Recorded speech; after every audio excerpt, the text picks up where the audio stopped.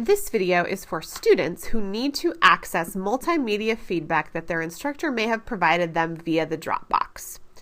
If your instructor has provided multimedia feedback to you, hopefully they've let you know, and they could have done that in a couple different ways. Obviously, they could have just explained it to you in class, or they may have left you a note in the grades area, something along the lines of see audio-video file for additional feedback, like is the case here.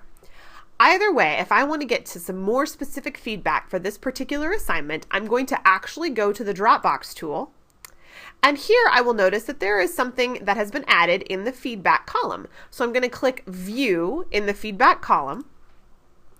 And this is going to take me to all of the feedback that my instructor has provided for this particular assignment. Now there's lots of ways that instructors can provide that feedback, but in this case, they've provided their feedback primarily through an audio file and a video file. The audio file is here and it's going to be a .wav file, and then the video file is embedded into this HTML file. So if your instructor has provided feedback to you in one of those two ways, here is how you access that feedback.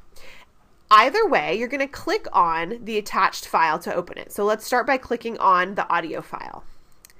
What this is going to do is it's going to download this file onto your computer. Now, where it puts that file is going to depend on your computer and your browser and a couple different variables, but hopefully you're familiar with how your computer downloads files. Wherever that is, that's where that file is going to pull up. So I'm going to double click on this file. Here I'm using Chrome. It is kind of taken it to a tray down here at the bottom of my window. I'm going to double click on it to open.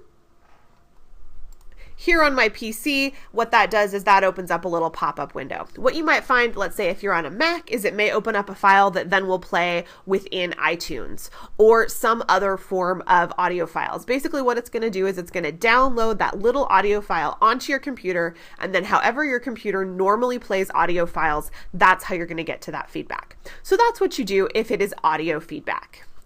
If your instructor has provided video feedback, it's going to do kind of a variation on that, where it's going to download an HTML file to wherever your file downloads are held.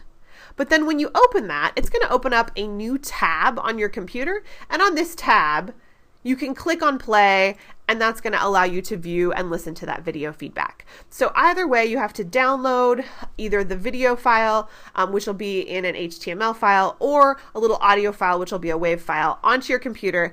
And then wherever your downloads go, you open up the file there, and that's where you'll view the feedback.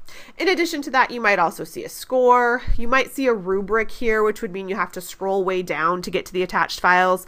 You may see an uploaded document from your instructor. There's lots of different ways that instructors can provide feedback, but if you're looking specifically for audio or video feedback, you want to look for this attached files area and download whatever is there, be it a WAV file or an HTML file.